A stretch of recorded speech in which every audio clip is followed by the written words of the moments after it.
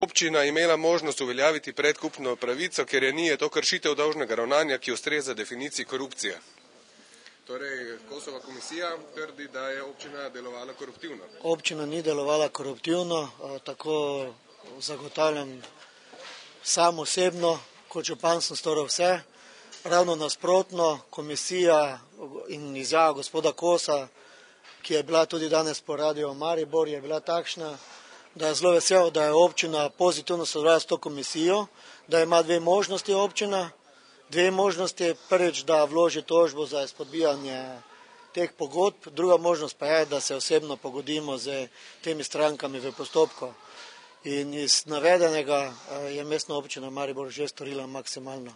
To pomeni, da smo mi preko sodnega izvedenca za cenitve v Mariboru zemljišče maksimalno vrednotili, to je 421 evrov za občinsko zemljišče. In tudi ugotovitev gospoda Kosa je, da župan ni bil storil niti ene kršitve ali kakorkolišne druge kršitve in da je občina peljala vse postopke transparentno. Res pa je, da je gospod Kos ugotovil, da tisti, ki so izdali lokacijsko informacijo, to pa gre za naš oddelek za prostorske akte, bi lahko tistega, ki je lokacijsko informacijo zahteval, na to opozorili. Lokacijska informacija pa je bila izdana prej, prednje je začel veljati odlok oziroma bil sprejet odlok. Kako je mogoče, da je MOM v lokacijsko informacijo številka 13 izdano konec aprila zapisala, da občina nima na teh zemljiščih predkupne pravice, če pa je na seji občinskega sveta le 2 dni predtem sklenila, da MOM na teh zemljiščih predkupno pravico ima. Torej 2 dni prej ste na seji mestnega sveta sprejeli, da imate to predkupno pravico, da lokacijska informacija, ki je bila izdana 2 dni kasneje. Odlok pa začne veljati 8. dan ali 7. dan po objavi v našem medobčinskem uradnem vestniku. Glejte, to so moje zahteve, jaz nisem pri vas na zaslišanju, to so bile moje zahteve, gospe Kuharjevi, da tiste parcelne številke in gospodu Grmeko, ki so na območju tako imenovane toplarne, pripravijo gradivo in pripeljajo na mestni svet, kar sem tudi predlagal širitev dnevnega reda in da smo sprejeli predkupno pravico, ker sem domneval, da kadar bo informacija znana o tem, da bi občina lahko na tem območju gradila tako imenovano toplarno, prišlo do problemov.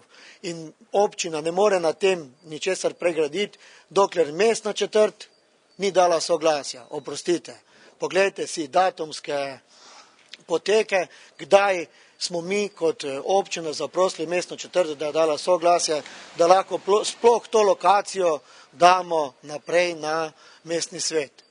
To je bilo dosti kasneje, kot pa to aprila, kot vi govorite. Če ni prišlo do korupcije, po vašem mnenju, zakaj bo potem Kosova komisija zadevo predala policiji in davčni upravi? Zato, ker ona ne more preučevati, ker ni komisija, lahko samo ugotovi in predlaga. Organi pregona pa imajo vso pravico, da pregledajo dokumentacijo še enkrat in če gotovijo kršitve, tudi predlagajo ustrezne ukrepe. Sodna veja oblasti je pa tista, ki določi, je kdo kriv ali ni kriv. Prav gotovo sem pa prepričan, da zoper župana in podžupanov ne bo uveden niti en postopek, ker ni razloga. To je tudi gospod Kos ugotovil, da nihče od vodstvenih delavcev mestne občine Maribor ni kršil niti enega predpisa ali postopka. Iz načelnega mnenja to sicer ne izhaja, ta vaša trditev, v njem ni zapisano niti z besedo, da bi to Kosova komisija ugotovila, da nihče na občini ni kriv, ker ugotavljajo, da so bila oziroma koruptivna dejanja so razvidna. Povejte mi eno, ki je razvidno. Vse pa ste verjetno prebrali tole obrazložitev. Ne, vi mi povejte, gledajte, sprašujete, povejte mi, kaj je za vas koruptivno v tem postopku. Ugotavljajo, da bi občina lahko prišla do zemljišč 2,8 krat ceneje kot pa sedaj.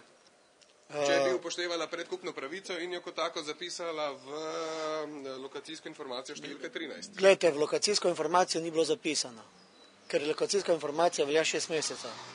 In gre prej za, bi rekel, za spodrsljaj pri notarju, kot pa pri mestni občini Maribor. Notar bi mogel zahtevati novo lokacijsko informacijo.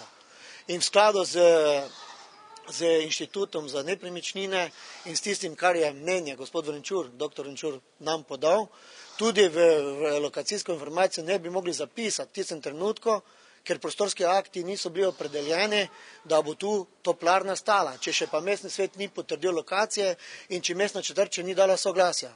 Je pa mestni svet potrdil, da bo občina imela tukaj predkupno pravico. To je potrdila in predkupno pravico lahko uveljavljamo šele takrat, ko bomo imeli prostorske akte potrjene, da bo tu stala toplarna. To je izjava dr. Venčura oziroma njegovega mnenja. No in v bistvu to vseeno kaže, ne, na neka na koga? koruptivna Povejte mi, kdo je koruptivni? Na izigravanje v bistvu. Mi lahko poveste, kdo je tisti? Zdaj, kdo bomo še ugotovili?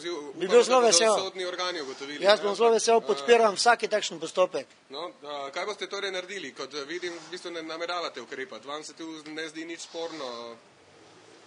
Boste upoštevali, boste razveljavili v bistvu to? Pa kaj naj jaz razveljavljam? Saj ne vodim jaz postopkov, to razveljavljajo lahko pogodbo sodišče, ne pa jaz kot župan. Lahko občina razveljavi pogodbo.